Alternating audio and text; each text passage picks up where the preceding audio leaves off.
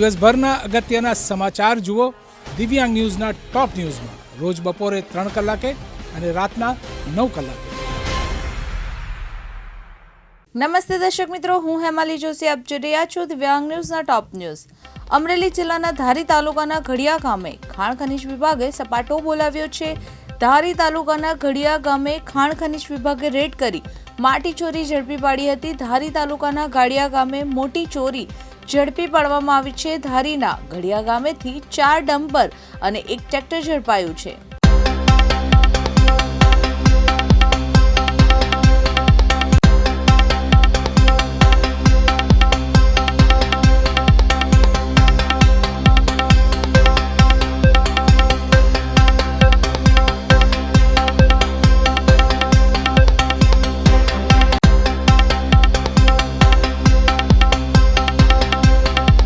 મારું નામ ભાવેશ સાધુ, રોયલ્ટી ઇન્સ્પેક્ટર, ખાણ ખનીજ કચેરી અમરેલી.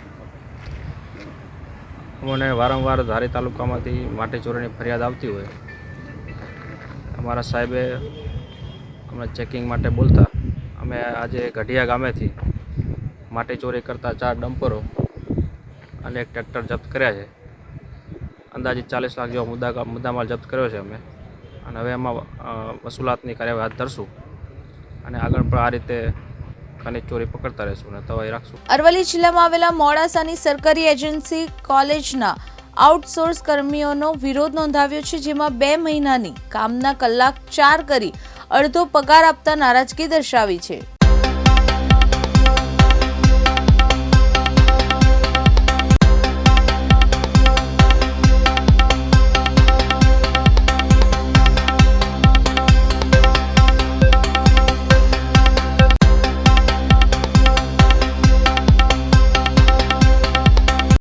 એન્જિનિયર કોલેજના સફાઈ કામદારોને છૂટા કરવામાં આવ્યા છે અને આજે સફાઈ કામદારો 5 દિવસથી હડતાલ ઉપર છે. તંત્ર કોઈ ધ્યાન દોરતું નથી.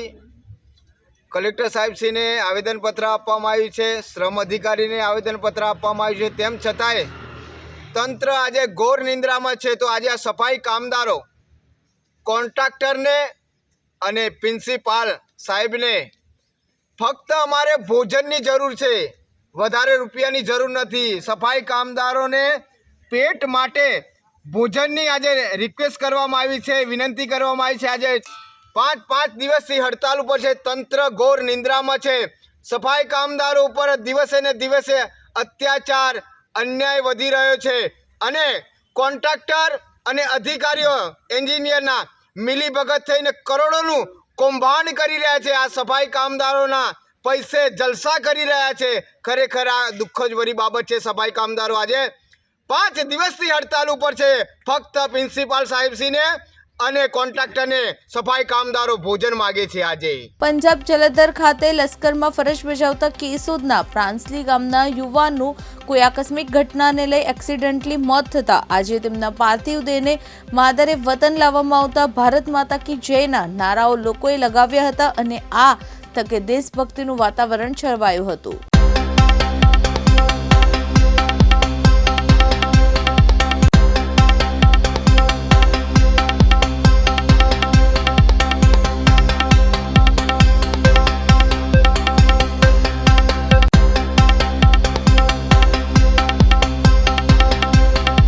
પંજાબ જલંધર ખાતે લશ્કરમાં ફરજ બજાવતા કેશોદના પ્રાંસલી ગામના યુવાનો કોઈ આકસ્મિક ઘટનાને લઈને એક્સિડન્ટલી મોત થતા તેમના પાર્થિવ દેહને માદરે વતન લાવવામાં આવતા ભારત માતા કી જયના નારાઓ લોકોએ લગાવ્યા છે અને આ તકે દેશભક્તિનું વાતાવરણ છવાઈ ગયું હતું અને સદગત શહીદ જવાનને પૂરા લશ્કરી માન સન્માન સાથે તેમના ઘરેથી અંતિમ ક્રિયા માટે લઈ જવામાં આવ્યા હતા. બનાસકાંઠા જિલ્લા કલેક્ટર વરુણ બરનવાલા બનાસકાંઠા જિલ્લાના પાલનપુર, ડીસા, થરાદ, ધાનેરા, થરા અને ભાભર નગરપાલિકાના ચીફ ઓફિસર સાથે બેઠક યોજી રખડતા ઢોરોનું સમસ્યાનું નિયંત્રણ લાવવા કડક આદેશ આપ્યા છે અને 3 દિવસમાં 5000 ઢોર પકડી પાંજરાપોળમાં તાકીદ કરવા આદેશ આપ્યા છે.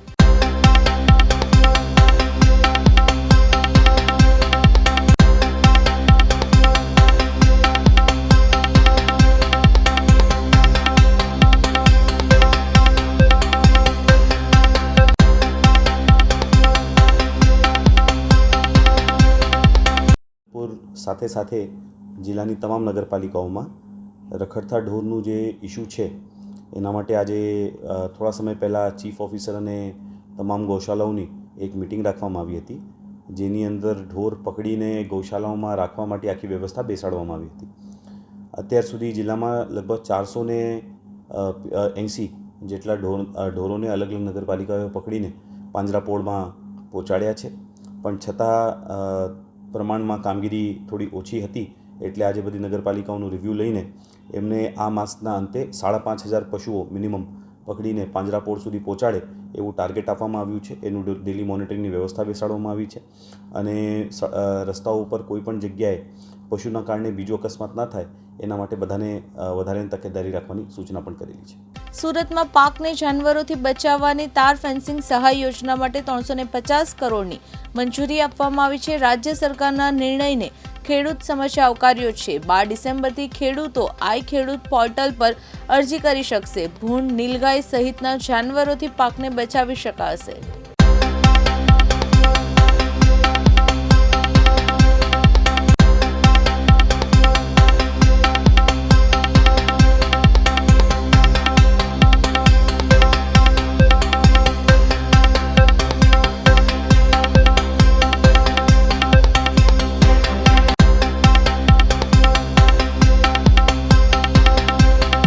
સમગ્ર ગુજરાતમાં ખેડૂતોના ખેતી પાકોને તમે જોડો સમગ્ર સૌરાષ્ટ્ર હોય, ઉત્તર ગુજરાત હોય કે દક્ષિણ ગુજરાત હોય, જંગલી ભૂંડોનો ત્રાસને કારણે ખેડૂતોને પારાવાર નુકસાન થઈ રહ્યું છે. એ જ રીતે નીલગાયોને કારણે પણ નુકસાન થઈ રહ્યું છે અને ખાસ કરીને જંગલ વિસ્તારમાં દીપડાનો પણ ભય હોય છે. એવા સમયે રાજ્ય સરકાર તાર ફેન્સિંગ માટેની સહાયની યોજના જાહેર કરી છે. લગભગ 350 કરોડ રૂપિયાની જોગવાઈ કરી છે અને સમગ્ર ગુજરાત માટે આ પોર્ટલ પર અરજી કરવાની શરૂઆત થઈ છે. ખૂબ જ સારી યોજના સરકારે બનાવી છે અને ખાસ કરીને ખેડૂત સંગઠનો અને ખેડૂત તરફથી જે લાગણી હતી કે જે મર્યાદા હતી 5 હેક્ટરની એ ઘટાડીને 2 હેક્ટર કરી દેવામાં આવી છે. આને કારણે સમગ્ર ગુજરાતના નાના સીમાંત ખેડૂતોને આનો ફાયદો થવાનો છે અને ખાસ કરીને જે સ્થિતિ બની છે તમે જો તો સમગ્ર ગુજરાતમાં જે રીતે ભૂંડ અને નીલગાયનો ત્રાસ છે એની સામે મોટું રક્ષણ આ સરકારે આ યોજનાથી મળવાનું છે અને ખાસ કરીને ભૂપેન્દ્રભાઈની સરકારે જે રીતે કામગીરી ખેડૂત તરફી કરી રહ્યા છે ધન્યવાદને પાત્ર છે. અને ખાસ કરીને આ યોજનાને કારણે દક્ષિણ ગુજરાતની વાત કરીએ તો લગભગ 7 જિલ્લાઓમાં 12મી તારીખથી આ પોર્ટલ ખોલવાનું છે અને દક્ષિણ ગુજરાતનો મુખ્ય પાક શેરડીમાં ભૂંડનો વિશેષ ત્રાસ છેલ્લા 4-5 વર્ષથી વધી રહ્યો છે. એની સામે ચોક્કસ આ યોજનાનો લાભ લઈને સબસિડી લઈને ખેડૂતો જે રીતનો ભૂંડના ત્રાસને રક્ષણ આપવામાં ખૂબ જ સફળતા મેળવશે એવી ખેડૂતોની લાગણી છે. સુરત શહેરમાં ગત રાત્રે એક દુઃખદ ઘટના બની હતી. વેસુના નંદનવન એપાર્ટમેન્ટમાં 10મા માળેથી ગરોડિયા પરિવારનો ધોરણ 12માં અભ્યાસ કરતો દીકરો નીચે પટકાયો હતો. પરિવાર ગઈકાલે જ નાસિકથી સુરત આવ્યા હતા. દીકરાના મોતથી પરિવાર શોકમાં સરી ગયો છે. માતા પિતાને તો ઘટનાની જાણ પણ ન હતી. દીકરો નીચે પટકાયા બાદ વોચમેને તેમને જાણ કરી હતી. હાલ સમગ્ર મામલે પોલીસે વધુ તપાસ હાથ ધરી છે.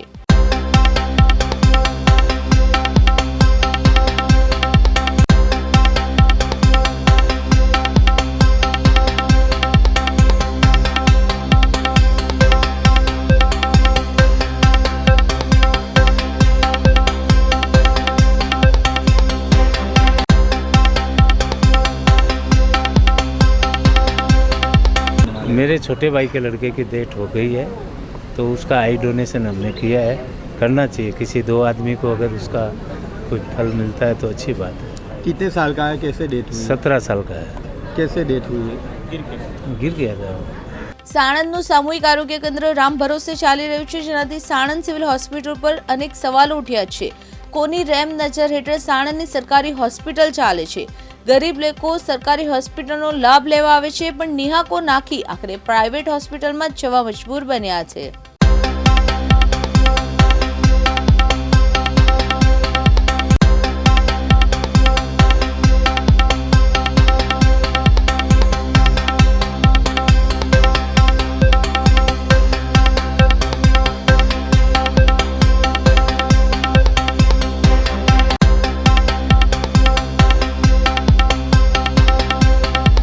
તમારું નામ અને શું ઘટના હતી? મારું નામ વિષ્ણુભાઈ પટેલ છે. હું નંદનવન સોસાયટીમાં રહું છું. સવારે હું અહીંયા આવ્યો હોસ્પિટલમાં, એટલે સવારથી કોઈ મેડિકલ ઓફિસર હાજર નથી અને મેં ખાલી મેડમને એટલું પૂછ્યું કે મેડમ મેડિકલ ઓફિસર કેમ હાજર નથી, એવું પૂછતા મેડમ ગુસ્સે ભરાયા, સખત ગુસ્સો કર્યો સાહેબ, અને પછી મને મારું અપમાન કરી દીધું. મને ક્યાંયથી જતા રહો નહીંતર હું લાફો મારી દઈશ, અને મારા પ્રોટેક્શન માટે મેં પોલીસ પણ એક અરજી આપેલી છે કે મને આ રીતે બદનામ કરી અને ભગાડી મૂકવામાં આવ્યો. સિવિલ સુપ્રિન્ટેન્ડન્ટ સાથે આપને આ રીતની વર્તન કર્યું? હા સાહેબ, સિવિલ સુપ્રિન્ટેન્ડન્ટ જે હતા અહીંના, શું નામ મેડમનું? નામ મને ફેની મેડમ, ડૉક્ટર ફેની મેડમ, એમને મારી સાથે આવું વર્તન કર્યું અને મને સીધું બહાર નીકળી જાઓ નહીં તો હું લાફો મારી દઈશ તમને. એટલે મેં ખાલી ફક્ત એક જ પ્રશ્ન પૂછ્યો. મેં નહોતો પૂછ્યું, મારા સિનિયર એક ડૉક્ટર હતા, મેં પણ પૂછ્યું પછી કે મેડિકલ ઓફિસર ના હોય તો હોસ્પિટલ કેમ નહીં ચાલે, એવું પૂછતા એ ગુસ્સે ભરાયા, ખૂબ જ ગુસ્સે ભરાયા અને મારા ઉપર ગુસ્સો કરીને મને એમ કીધું કે હું કનુભાઈને પણ ફોન કરીશ અને તમને બધાને હું એમ કહીશ કે શું કે હું જોઈ લઈશ તમને. આવું કહીને મને ભગાડી મૂકવામાં, મારું અપમાન કરવામાં આવ્યું. કદાચ મને લાફો મારી દે સાહેબ તો એનું છું. અને જો અંદર પણ અત્યારે હાલ કોઈ બાળકોના ડૉક્ટર એક જ હાજર છે અને કોઈ ડિલિવરીનું પેશન્ટ આવે તો શું થાય, પીએમ આવે તો શું થાય? કોઈ મેડિકલ ઓફિસર છે હાજર અત્યારે? મેડિકલ ઓફિસર MBBS હોય જે રેગ્યુલર હોય સાહેબ, એ નથી. અને ખાલી બાળકોના ડૉક્ટર છે જે MLC હેન્ડલ ના કરી શકે, પોલીસ કેસ હેન્ડલ ના કરી શકે, એવા કોઈ અંદર બાળકોના ડૉક્ટર છે સાહેબ. અને પેશન્ટ અંદર રાડારાડી પાડે છે, 16 સિવિલ મોકલવામાં આવે છે સાહેબ. અત્યારે રાત્રિના સમયે ઇમરજન્સી હોય તો પણ 16 મોકલી દેશે સાહેબ. રાતના કોઈ પણ ઇમરજન્સી હોય તો કે કોઈ ગર્ભવતી મહિલાઓને લાયા હોય અથવા તો કોઈ બીજી એક્સિડન્ટ હોય તો શું કરે છે અહીં કે તો અત્યારે કોઈ સારવાર થઈ શકે છે? ડૉક્ટર છે, સારવાર થશે કે નહીં એ મને ખબર નથી, પણ અંદર બાળકોના ડૉક્ટર હાજર છે. મેડિકલ ઓફિસર નથી, જે ડિલિવરી કરાવતા હોય, જે પોલીસ કેસ જોતા હોય અને પોસ્ટમોર્ટમ જોતા હોય, બધું જોતા હોય, એ ડૉક્ટર નથી, મેડિકલ ઓફિસર નથી. ખાલી ફક્ત ને ફક્ત બાળકોના ડૉક્ટર છે. એમને તમે જઈને પૂછી શકો છો શું એ બધું કરી શકશે કે નહીં. તો આ આપણી સાણંદની જે મારી અવાજ છે જે જનતા માટે છે, તો અહીંયા જે લોકો આવે એના માટે મેં અવાજ ઉઠાવી છે. આજે સવારે 9 વાગ્યાથી કોઈ મેડિકલ ઓફિસર નહોતા. ફક્ત ને ફક્ત ડેન્ટિસ્ટ પોતે દવા આપે છે, એ અધિક્ષક ચાર્જમાં છે, પોતે જાતે OPD બધું મેન્શન કરે છે અને પછી એમ કહે છે કે CDHOને મેં જાણ કરેલી છે. ના ડૉક્ટરને મૂલે એવું CDHOને લેટર મોકલ્યો છે કે નહીં કે અમે પીડિયાટ્રિકને રાતે મૂકીએ કે ના મૂકીએ. ખાલી એમ જ 2-4 દિવસ થયા છે એમના એને મૂક્યા છે સાહેબ. તો આપ અંદર જઈને પૂછી શકો છો, સાહેબ હાજર છે. શું તમારું નામ? જીતેન્દ્રભાઈ. અને શું સર્વિસમાં આપણે? EMT 108માં. હા. તો અત્યારે જે આરોગ્ય કેન્દ્રમાં જે એક મહિલાઓને લાયા છે, બરાબર, તો અહીં તમને રિફર કરવા માટે બોલાવ્યા છે? હા, અહીંયાથી એ લોકો એવું કહે છે કે અમે અમારી એમ્બ્યુલન્સ અહીંયા હાજર નથી. પણ સાણંદ આરોગ્ય કેન્દ્રની એમ્બ્યુલન્સ તો છે જ ને? ડૉક્ટરને એવું કહેવું છે કે અમારી એમ્બ્યુલન્સ હાજર નથી અને આ પેશન્ટને કે મેન્ટલ છે અને MRI કરાવવા માટે પેશન્ટને મોકલવાનું છે. સોનો MRI કરાવવા માટે. હવે MRI કરવા માટે તો 108 કે થોડીક લાગુ પડે. એમની એમ્બ્યુલન્સ હોવા છતાં ડૉક્ટરને આપણે એમ કહીએ કે તમારી એમ્બ્યુલન્સ છે તો ડૉક્ટર ના પાડે છે. અને આજનું અત્યારે તમને શેના માટે કોલ? આ જ બનાવ છે કાયમનો. અત્યારે શા માટે તમને કોલ કરીને બોલાયા? ડૉક્ટર એવું કહે છે કે MRI કરાવવા માટે પેશન્ટને આગળ મોકલવાના છે. અત્યારે ડિલિવરીનો કેસ છે કોઈ? ના, આ પેશન્ટ છે, આ પેશન્ટ આવે છે. શું નામ તમારું? રાવળ સંજય જગદીશભાઈ. અને કોને લઈને આવ્યા હોસ્પિટલમાં અત્યારે? હું CNG થી આવતો હતો ગેસ નખાઈને. એક મતલબ બહારનો કોઈક વ્યક્તિ હતો, મતલબ રસ્તામાં પડે બૂમો પાડતો હતો, તો એને લઈને સેવા કરવા મતલબ દવાખાને આવ્યો. મતલબ અહીંયા લાવ્યો, કોઈ ઓપ્શન લેવા સાણંદ આરોગ્ય કેન્દ્રમાં આપણે લઈને આવ્યા. હા, બરાબર. પછી કોઈ ઓપ્શન લેવા વાળું છે નહીં. અત્યારે 16 સિવિલ ખસેડવાનું કીધું છે. કોઈ ડૉક્ટર છે એને શું કીધું તમને? નહીં, હજુ કોઈ રિસ્પોન્સ નહીં મળ્યો. ઇન્જેક્શન મતલબ થોડી દવા કરી છે, બીજો કોઈ રિસ્પોન્સ નહીં આવ્યો. અહીંથી ખસેડવાનું કીધું છે. ક્યાં લઈ જવાનું કીધું? 16 સિવિલ રિફર કરવાનું કીધું છે. શું નામ આપનું સાહેબ? ડૉક્ટર પ્રિયાંક સોલંકી. અને આપણે આરોગ્ય કેન્દ્રમાં શું ફરજ છે આપણે? આરોગ્ય કેન્દ્રમાં હું પીડિયાટ્રિશિયન તરીકે ફરજ બજાવું છું. અને બીજી કોઈ, ધારો કે ઇમરજન્સી કોઈ કેસ આવ્યો તો આપ શું કરો છો? ઇમરજન્સી કેસમાં પ્રાથમિક સારવાર આપીને પછી પેશન્ટને 16 સિવિલમાં રેફર કરી દઈએ છીએ. ડિલિવરી કેસ આવે તો? ડિલિવરીનું અમને કોઈ જાણ નથી, પણ પ્રાથમિક સારવાર કરીને અમે પેશન્ટને 16 સિવિલમાં રેફર કરી દઈએ છીએ. અને કોઈ PM કેસ આવે તો? PM કે MLC કે એવું કરવાની અમને ઉપરથી આજ્ઞા નથી. તો સાંજના સમય, રાત્રિ સમય કોઈ ઇમરજન્સી કે ડિલિવરી કેસ આવે તો આપ હેન્ડલ ના કરી શકો? પ્રાથમિક સારવાર કરીને અમે 16 સિવિલમાં એને રેફર કરી દઈએ. તો શું રાત્રિના સમયે કોઈ મેડિકલ ઓફિસર હાજર હોતા નથી? એનું મને જાણ નથી, અત્યારે હાલ હું ફરજ પર છું. વડોદરામાં આવેલા સાવલી તાલુકાના ઘંટડિયા ગામે સસ્તા અનાજની દુકાનમાંથી તંત્રને 60 થી વધુ નંગ શંકાસ્પદ દવાઓના બોક્સ મળ્યા હતા. શંકાસ્પદ જથ્થાને સીઝ કરીને કંપનીની વડી ઓફિસથી બોલાવીને દવાની ખાતરી કરાવવાની તજવીજ હાથ ધરી હતી.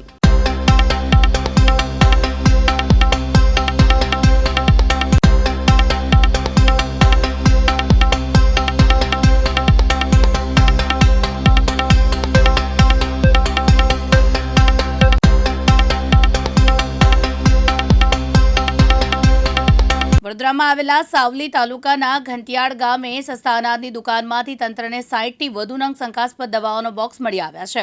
શંકાસ્પદ જથ્થાને સીઝ કરીને કંપનીની વડી ઓફિસને બોલાવવામાં દવાની ખાતરી કરવાની તસવીર હાથ ધરી છે, જેમાં મહેન્દ્રસિંહ ઉદયસિંહ ચૌહાણની સસ્તા અનાજની દુકાનમાંથી શંકાસ્પદ દવાનો જથ્થો મળી આવ્યો છે.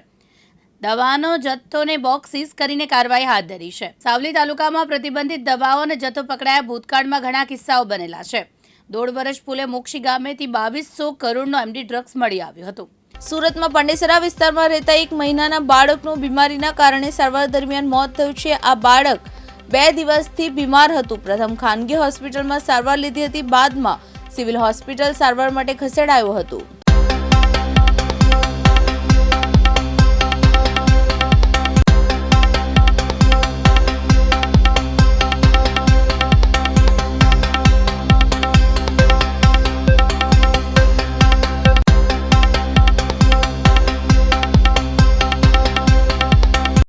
एक महीना 7 दिन का।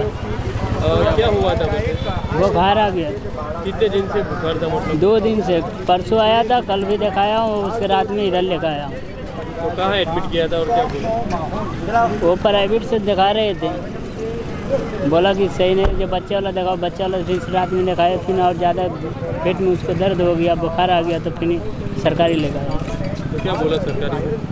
सरकारी में तो रात भर देखने किया, बोला कि जो इसका धड़कन थोड़ा कमज़ोर है। इसी किस तरह से क्या हुआ? बुखार आया है, हम सब तो डॉक्टर ही बताएंगे क्या हुआ नहीं हुआ। तो बुखार आया था तो हम सब लेके आए रात में, तो रात में बच्चा खत्म हो गया। कितने दिन से बुखार था और कहाँ एडमिट किया था? एडमिट दिखाए, वो पापा है वही सब बताएंगे, हम तो बाहर के हैं. રાજ્યમાં હવે ધારાસભ્યનો નકલી પીએ પણ માર્કેટમાં આવ્યો છે, જેમાં જૂનાગઢમાં ધારાસભ્યનો નકલી પીએ ઝડપાયો છે. મંત્રી પરસોત્તમ સોલંકીના નામે રોફ જમાવતો હતો. ધારાસભ્યનો અંગત મદદનીશ હોવાનું જણાવતો હતો. તેમાં 53 વર્ષ આધેડની તાલુકા પોલીસે ધરપકડ કરી છે.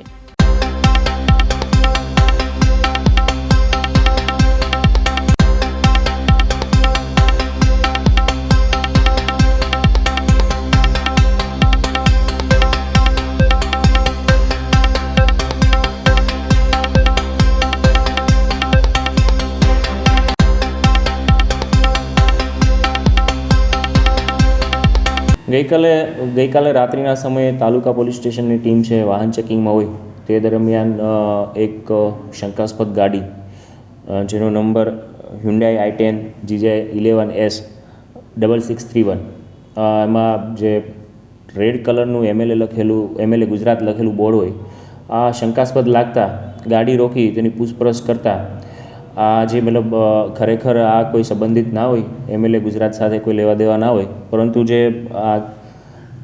જે માણસ છે રાજેશ જયંતિભાઈ જાદવ, મૂળ જૂનાગઢ વાટલા ફાટક રહેતો હોય અને તેની પૂછપરછ દરમિયાન છે તે એમએલએ ગુજરાતના જે બોર્ડ છે ખોટું લગાવીને ફરતો હોય ગાડીમાં. તો આ બાબતે તાલુકા પોલીસ સ્ટેશનમાં IPCની કલમ 170 મુજબ છે એ ગુનો દાખલ કરવામાં આવેલો છે. હાલ આ બાબતે તેની પૂછપરછ શરૂ છે. તેની પાસેથી છે વિઝિટિંગ કાર્ડ પણ મળી આવેલા છે, જેમાં માનની રાજ્યકક્ષાના મંત્રીશ્રીના જે અંગત શબ્દ લખેલો છે અને આ બાબતે હાલ મેલ મારફતે માહિતી મેળવવાની પ્રક્રિયા શરૂ છે. આ ઉપરાંત પરિક્રમા દરમિયાન પણ તેની પૂછપરછ દરમિયાન એક ફોરેસ્ટર પણ હાલ પોલીસ સ્ટેશન છે સહાયતી આપવા આવેલા છે કે પરિક્રમાના સમયે એમએલએનું આ જે મદદનીશનું જે કાર્ડ છે માનની રાજ્યકક્ષાના મંત્રીશ્રીનું તે બતાવી અને તેને છે એ પોતાના 2 વ્હીલ સાથે પ્રવેશની માગણી કરેલી. તો આ બાબતે પણ ફોરેસ્ટની જે અધિકારી છે તેમનો સંપર્ક કરી અને તપાસ શરૂ છે. સાથે સાથે આ જે આરોપી છે, જે શખ્સ છે રાજેશ જાદવ, તેના વિરુદ્ધનો જે ગુનાહિત ઇતિહાસ ચકાસતા તેના વિરુદ્ધ અગાઉ ગોંડલ અને ધોરાજીમાં સમૂહ લગ્ન માટે પણ છેતરપિંડી કરેલ હોવાની અરજીઓ ધ્યાનમાં આવેલી છે. તો આ બાબતે છે એ ઊંડાણપૂર્વકની તપાસ શરૂ છે કે ખરેખર એને અન્ય કેટલા લોકો સાથે આ રીતે મતલબ ખોટા બોર્ડનો ઉપયોગ કરી અથવા તો પોતાની પાસે રહેલા વિઝિટિંગ કાર્ડનો દુરુપયોગ કરેલો છે તે બાબતે તાલુકા પોલીસ સ્ટેશનમાં ઊંડાણપૂર્વકની તપાસ હાલ શરૂ છે. માંડલ તાલુકાના વિછણ ગામે બાવળિયાવાસમાં ગટર લાઇનમાં મોટો ભ્રષ્ટાચાર થયાનો સ્થાનિકોનો આક્ષેપ છે. માંડલ તાલુકાના વિછણ ગામે બાવળિયાવાસમાં ગટર લાઇન નાખી નથી તોય છતાં કમ્પ્રેસર સર્ટીમાં કામ બતાવીને પૈસા ઉપાડી ગયાની રાવ ગટર લાઇનમાં મોટું કૌભાંડ તેમજ ભ્રષ્ટાચાર કરીને કાગળ પર સ્થળ બતાવ્યા છે.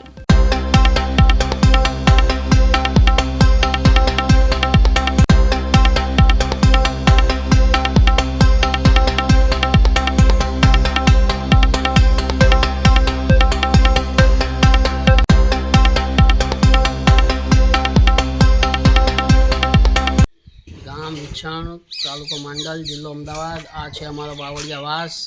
અહીં ગટર લાઈન નાખવામાં આવી નથી. 2022થી 2023ની ગ્રાન્ટમાં ગટર લાઈન પાસ થયેલી, પરંતુ અહીં નાખી નથી. પૈસા ઉપાડી લીધેલ છે, પરંતુ કામ કરેલ નથી. સંપૂર્ણ 100% ભ્રષ્ટાચાર કરેલ છે. આ તમે જોઈ રહ્યા છો પાછળ બાવળિયાવાસ છે, એમાં ગટર લાઈન નાખી નથી બિલકુલ, અને પૈસા ઉપાડી લીધા છે, નાખી નથી. ભ્રષ્ટાચાર 100% કરેલ છે. 2022થી 23ની 15માં નાણાં પંચની ગ્રાન્ટ આવેલી હતી, પરંતુ કામ કરેલ નથી. અરવલ્લીના મોડાસા શહેરના ગ્રામ્ય વિસ્તારમાં અનેક માર્ગો પર નદી વહેતી હોય તેવા દ્રશ્યો સામે આવ્યા છે. શહેરના વિસાનીમાં પંચની વાડી પાસેના વિસ્તારમાં ખુલ્લી ગટર ઉભરાઈને પાણી રોડ પર ફરી વળતા આ પ્રકારની સમસ્યા સર્જાઈ હતી.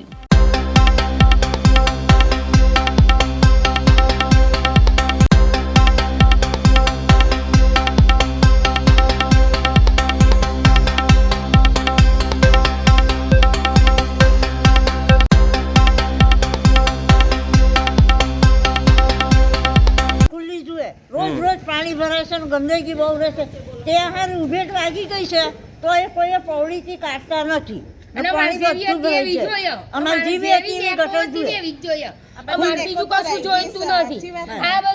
ભરાય છે ને નદી થાય છે ઓયા મારા ઘર ગાડી. આટલું ગંદકી કેટલા સમયથી આવું ચાલે છે? કારનું એ ચાલે છે. આ નીકો કરીને તારનું જ આવું ચાલે છે. પાઇપો નાખીને તારનું અને પાઇપો નાખી પણ હરખી નાખી નથી. પાઇપો નાખી ને પણ હરખી નથી નાખી.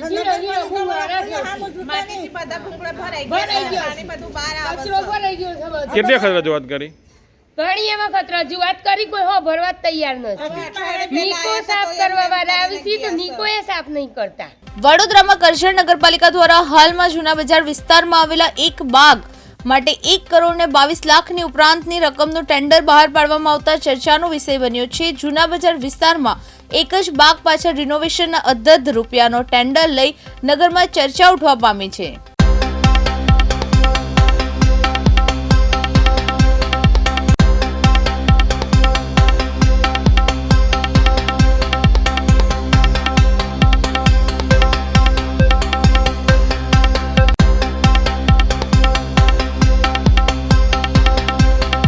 ત્યારે નગરપાલિકા દ્વારા જે બાગના રિનોવેશન માટે જે ટેન્ડર બહાર પાડવામાં આવ્યું છે તે ફક્ત ને ફક્ત જૂના બજાર માટે જ પૈસા ફાળવેલા છે, પરંતુ અત્યારે નવા બજારમાં પણ 3 બાગ આવેલા છે અને 3 બાગની અંદર અત્યારે લાઇટની પણ સુવિધા નથી. બાળકો માટે જે અત્યારે અહીંયા રમતગમતના સાધનો મૂક્યા છે, પરંતુ લાઇટિંગ નથી, જેથી બાળકો પણ મોડી સાંજ સુધી રમી શકે એમ નથી.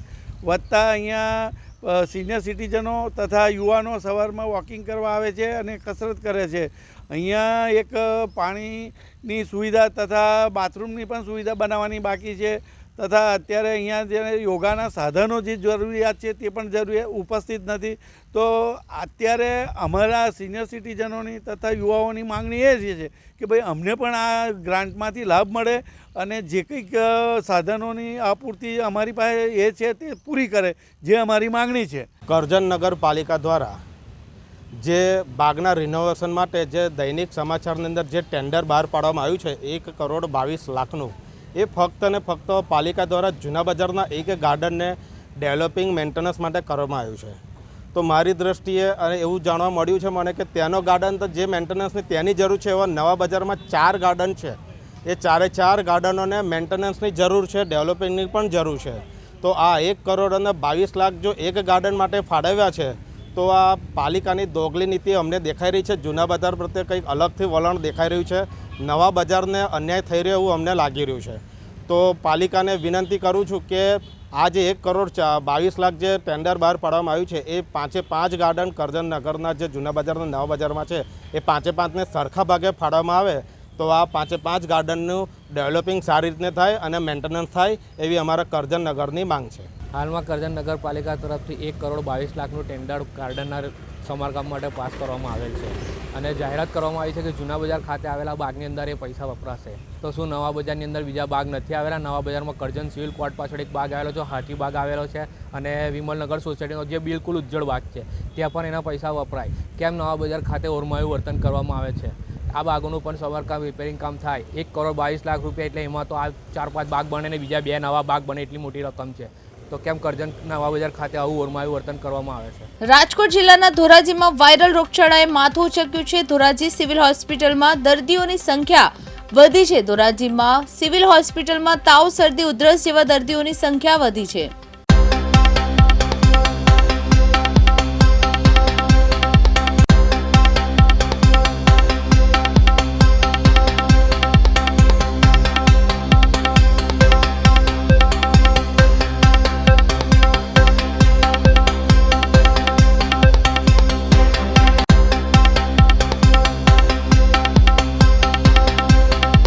સ્પેશિયલ એસડીએચ ધોરાજી ખાતે અધિક્ષક તરીકે ફરજ બજાવું છું.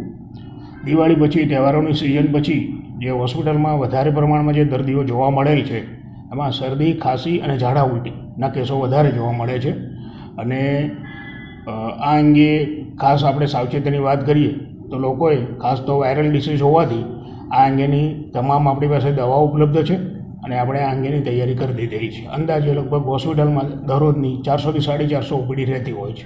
10% વધારો છે. સાહેબ, અન્ય કોઈ ડેન્ગ્યુ, ચિકનગુનિયા કે એવા કોઈ કેસો વધ્યા છે? હમણાં એવા કોઈ કેસીસ પોઝિટિવ રિપોર્ટેડ થયેલ નથી, પરંતુ આપ જાણો છો કે જે ચીનમાં જે રહસ્યમય બીમારી ફેલાયેલી છે એમાં સરકારશ્રી તરફથી અમને ગાઈડલાઇન જે કોવિડ પ્રમાણે હતી એ પ્રમાણે તમામ દવાઓ, પીપી કિટ, ઓક્સિજન પ્લાન્ટ અને ઓક્સિજન જે લિક્વિડ ઓક્સિજનની ટેન્ક અને તમામ જે ઇક્વિપમેન્ટ છે એ રેડી રાખવાની સરકારશ્રી તરફથી અમને સૂચના મળેલી છે. સુરત મેધરપુરા પોલીસે બુરખા ગેંગને ઝડપી પાડી છે. દેશમાં આવેલા વિવિધ જ્વેલર્સની દુકાનોને નિશાન બનાવતા હતા. બુરખો પહેર્યા બાદ નજર ચૂકવી ચોરી કરતા હતા. 3 મહિલા અને 1 પુરુષની ગેંગ હતી. પોલીસે 1 મહિલા અને 1 પુરુષની ધરપકડ કરી છે.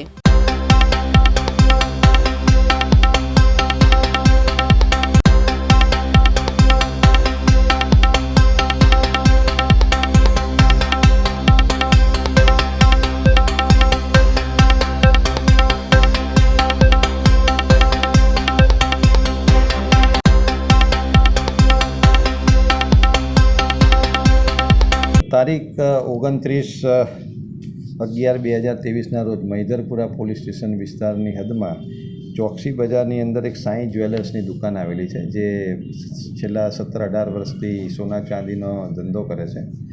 એમની દુકાનમાં 29 તારીખે બપોરના સમયે 3 મહિલાઓ બુરખા પહેરીને સોના ચાંદી કુલ 9 જેટલી સોનાની ચેનો નજર ચૂકવીને ચોરી કરીને નીકળી ગયેલ હતી. પછી દુકાન માલિકને ખ્યાલ આવતા પોલીસનો કોન્ટેક્ટ કરેલ અને મૈદરપુરા પોલીસ તાત્કાલિક હરકતમાં આવી ગઈ અને મૈદરપુરા પોલીસના ડિસ્ટાફ અને મૈદરપુરાના પીઆઈ જેબી ચૌધરીનાઓએ ખૂબ જ સુંદર કામગીરી કરી 70 જેટલા સીસીટીવી કેમેરાઓની તપાસ કરી આ મહિલાઓ એક ઓટો રિક્ષામાં આવેલી હતી. જે ઓટો રિક્ષાનો નંબર મેળવી ઓટો રિક્ષાના જે માલિક છે એને પૂછપરછ કરતાં ખબર પડેલ હતી કે આ લોકો એક 4-વ્હીલર સ્વિફ્ટ કારમાં આવેલા હતા અને એના આધારે 4-વ્હીલરની સ્વિફ્ટ કારને અલગ બીજા સીસીટીવી કેમેરામાંથી એનો નંબર મેળવી પોલીસને ખ્યાલ આવેલ કે આ જે ગેંગ છે એ માલેગાંવ, મહારાષ્ટ્ર જિલ્લાના માલેગાંવમાંથી આવેલા હતા અને અમારી જે મૈદરપુરાની ટીમ છે સતત ત્યાં 2 દિવસ ત્યાં રોકાણ કરી આરોપીઓનો ભાળ મેળવી અને આ ગેંગને પકડીને લઈ આવેલી હતી. ત્યાં જ્યારે આ લોકોને એરેસ્ટ કર્યા ત્યારે પણ થોડો 400-500નું ટોળું ભેગું થઈને પ્રતિકાર કરવાનો પણ પ્રયત્ન કરેલ હતો, પરંતુ લોકલ પોલીસને મદદથી 2 આરોપીને પકડીને આજે અમે અટક કરેલા છે, જેની ફર્ધર રિમાન્ડ મેળવવામાં આવશે. પ્રાથમિક પૂછપરછમાં જાણવા મળેલ છે કે આ લોકો અગાઉ પણ આવા ઘણા બધા ગુના કરેલા છે. આપ જાણો છો તેમ ગુજરાત શહેરમાં પણ આ ટાઈપના આના ઘણા ગુના અનડિટેક્ટ છે. તો અન્ય પોલીસ સ્ટેશનોનો પણ સંપર્ક કરવામાં આવશે અને રિમાન્ડ દરમિયાન અન્ય બીજા આવા કેટલા ગુનાઓ લોકો કરેલા છે એની ઊંડાણપૂર્વક તપાસ કરવામાં આવશે. જેમ હા, આરોપી પતિ પત્ની છે અને અગાઉ ત્યાંના જે લોકલ છાવણી પોલીસ સ્ટેશન જે માલેગાંવનો છે ત્યાંના હિસ્ટ્રી શીટર જ છે, એટલે આમની વિરુદ્ધમાં ઘણા ગુના નોંધાયેલા છે, જેમાં અત્યારે હાલ પૂરતી માહિતી મળ્યા પ્રમાણે અમારી પાસે 4નો રેકોર્ડ છે, પરંતુ આનાથી વધારે ગુનાઓ એ લોકોએ આચરેલા છે એવું અમને જણાઈ આવે છે. એમાં શરૂઆતની શું છે, કઈ રીતે દુકાનમાં ઘૂસતા હતા?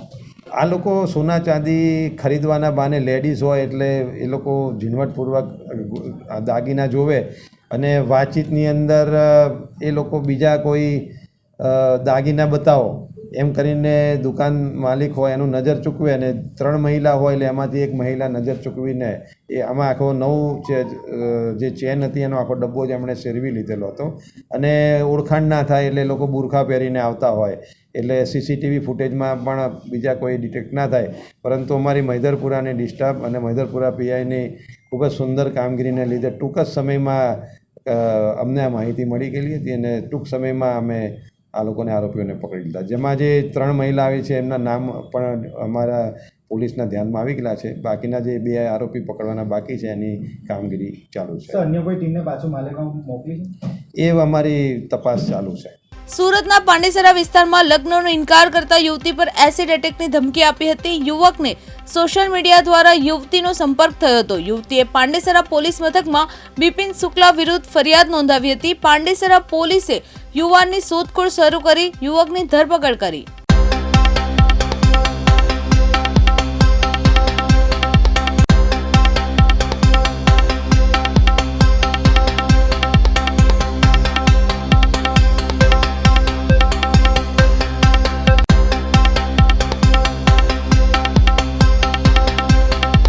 પાંડેસરા પોલીસ સ્ટેશનમાં હદમાં રહેતા એક બેનને વિપિન ત્રિવેણી પ્રસાદ નાઓએ ટેલિફોન પર એક ધમકી આપેલ અને લગ્ન કરવાની ફરજ પડેલ ને લગ્ન કરવાની ના પાડતા તેણે એસિડ એટેકની ધમકી આપેલ. બનાવની વિગત એવી છે કે 2021માં બંને વ્યક્તિઓ ઇન્સ્ટાગ્રામ અને ફેસબુકથી એકબીજાના પરિચયમાં આવેલ. ત્યારબાદ અવારનવાર મેસેજ અને ચેટથી વાતચીત કરતા હતા. દરમિયાન આરોપી વિપિન પોતાની લગ્નની માગણી સંતોષવા માટે તેની પાસે અવારનવાર ડિમાન્ડ કરતો હતો, પરંતુ તે બેને ઇનકાર કરેલ કે હું લગ્ન કરવાની નથી. જે ઇનકાર કરતા આરોપી આવેશમાં આવી અને તેણે પોતે એસિડ ફેંકી તેનું મોઢું ખરાબ કરી દેશે તેવી ધમકી આપેલ. જે મતલબની રજૂઆત આવતા પાંડેસરા પોલીસ સ્ટેશને ગુનો રજીસ્ટર કરી છે અને ગુનો રજીસ્ટર કરી અને આરોપીની વિધિવત ધરપકડ કરેલ છે. વિપિનનો કોઈ ઇતિહાસ છે? હાલ તપાસમાં વિપિનનો કોઈ ગુનાહિત ઇતિહાસ જણાયેલ નથી. શું કામ ધંધો કરે છે વિપિન? વિપિન પોતે જમીન દલાલીનું કરે છે, વેસુ હોટલમાં નોકરી કરે છે અને વેસુ હોટલમાં રહે છે. મોરબીમાં માળિયા મિયાણા તાલુકાના રોઈસાડા ગામમાં ચંદુલાલ જાદવજીભાઈ કાલરિયાના ભાઈ પરેશભાઈ ને આરોપી રાકેશ ઉર્ફ રાકેશભાઈ જુવાનસિંહ બંધેલ તથા આરોપીની પત્ની રાજભાઈ બંનેને મળી કોઈ અગમ્ય કારણોસર તીક્ષ્ણ હથિયાર વડે માથાના પાછળના ભાગે તેમજ ગળાના ભાગે તથા મોઢાના ભાગે ઘા મારી ગંભીર ઈજા કરી મોત નિપજાવ્યું હતું.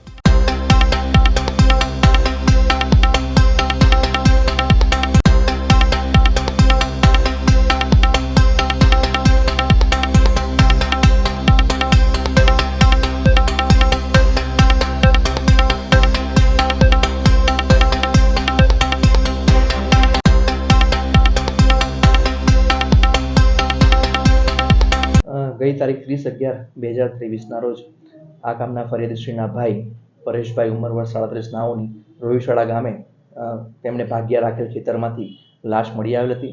જે લાશને શરીરે ગળાના ભાગે તથા મોઢાના ભાગે તથા માથાના ભાગે તીક્ષ્ણ હથિયાર વડે ઘા મારી મરણ નિપજાવેલ હતું. જે સંદર્ભે ફરિયાદીના ભાઈની ફરિયાદ લઈ આ ગુનો દાખલ કરવામાં આવેલ છે.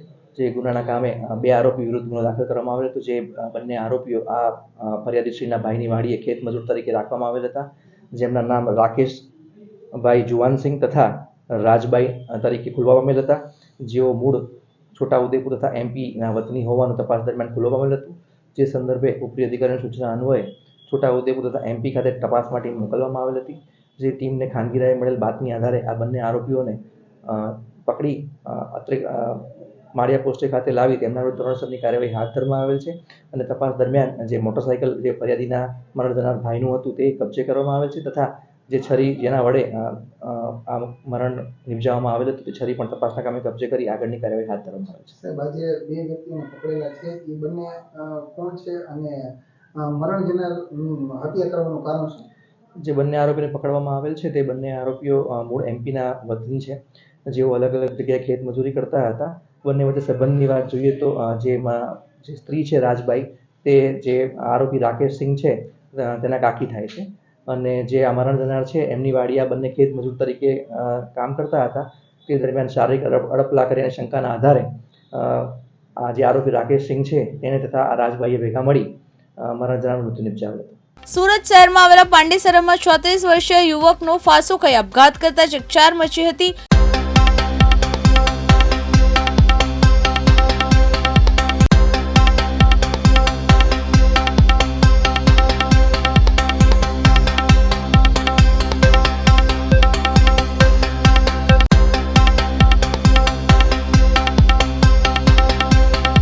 प्रकाश चंद्र सेठी।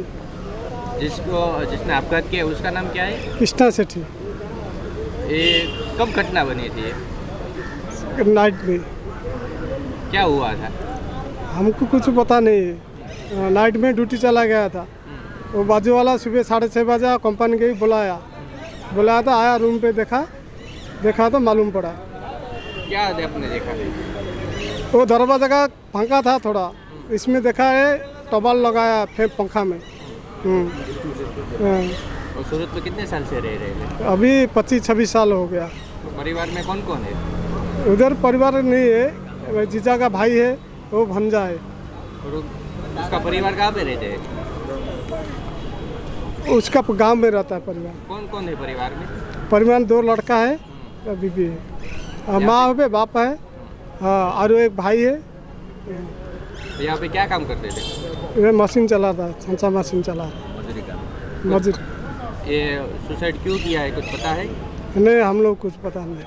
તો આ હતા અત્યાર સુધીના ટોપ ન્યૂઝ. નવી ન્યૂઝ અને નવી અપડેટ સાથે જોતા રહો દિવ્યાંગ ન્યૂઝ.